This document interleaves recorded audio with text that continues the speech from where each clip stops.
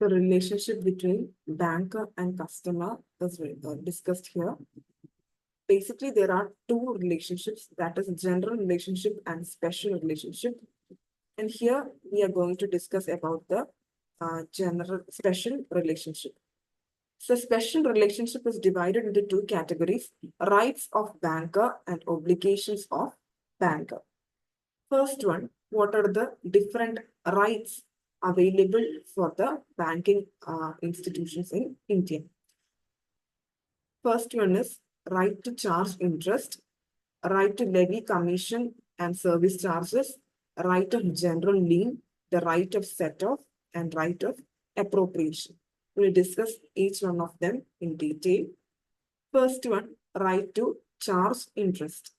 We know that when we take loans from banks, they give amount for a mortgage and they charge interest for that loan. So this is the right of the bank, that is the right to charge interest. Every bank in India has the right to charge interest on loans and advances sanctioned to the customers. And depending upon the type of the loan they have taken, they will charge either monthly, quarterly, semi-annually, or annually. The second right is right to levy commission and other service charges. So bank have the right to levy a commission and service charges for the services they are rendered to the specific customers.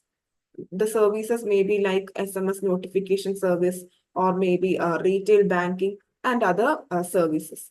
So usually here also every month or maybe biannually or annually a certain charges will be deducted, or depending upon the nature of service rendered, bank will be charging the commission or service. Bank can also debit these charges from the customer's bank account. And for unremunerative accounts also, they charge a stipulated amount. The next is the right of lien. Lien is the right which is available to a bank or a creditor to retain the possession of goods or securities which is for which they have been giving a loan. So lien is generally divided into two categories, particular lien and general lien. So we can look into each of these categories. First one is particular lien.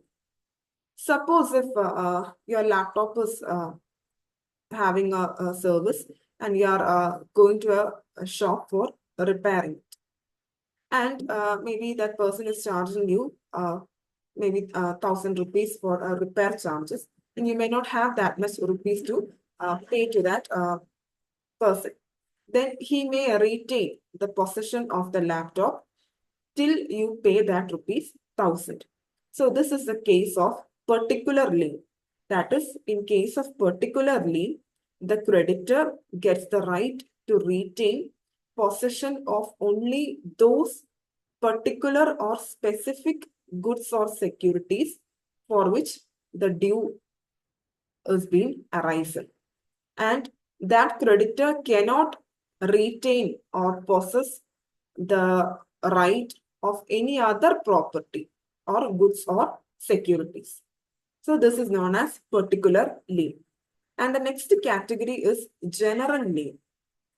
General lien is the right which is available for a person or a creditor to retain any property or goods which are in his possession belonging to another person until the amount promised or liability is being discharged. It is the right to retain the property belonging to another person for a general balance of the account.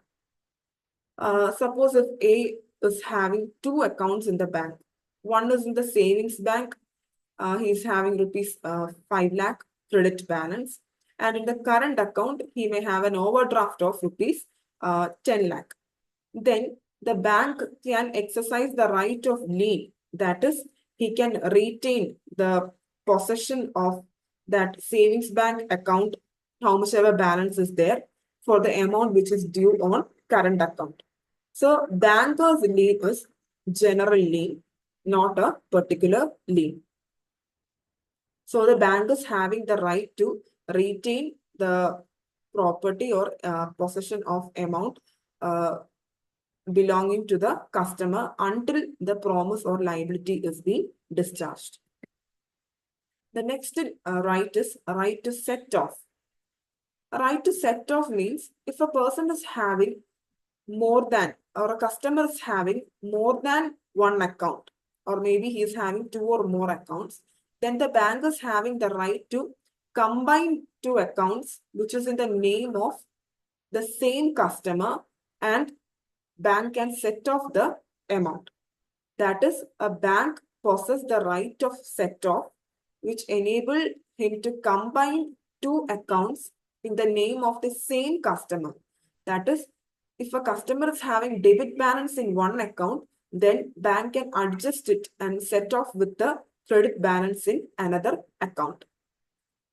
However, the condition is that the account must be in the same name of the same person in the same right or same capacity. That is, if one person is having a joint partnership account and another one is having account is a joint account, or maybe another account is a single owner account, then this right set off is not possible. The right can be exercised in respect of debts due, not only in respect of future debts or only, and not in respect of future debts or contingent debts. The debts must be due on the date and the debts must be certain. The next one is the banker's right of appropriation. This is actually the rule in Clayton's case. That is, if a customer takes several loans from a bank, that is possible that a customer has one or more loans from the same bank. But when there are several debts outstanding between the creditor and the debtor, the question is that to which loan is the amount being offset, or for which debt is to be discharged first when the payment is being made by the debtor. That is, suppose if a person is having two loans, then one loan may be for rupees 10,000 rupees, another loan may be for rupees 20,000. And if the customer is coming in paying rupees 5,000, to which loan? To the first loan or to the second loan, this amount should be discharged first.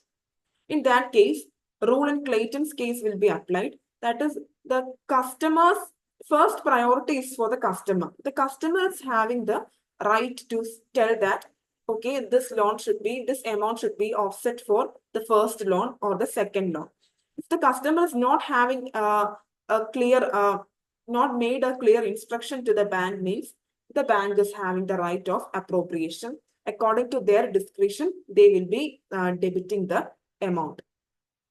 So, according to the Indian Contract Act, the right of appropriation is vested in the hands of the debtor or the customer. But in the absence of such circumstances, the instruction from the debtor, the bank as creditor can exercise the right. Thank you.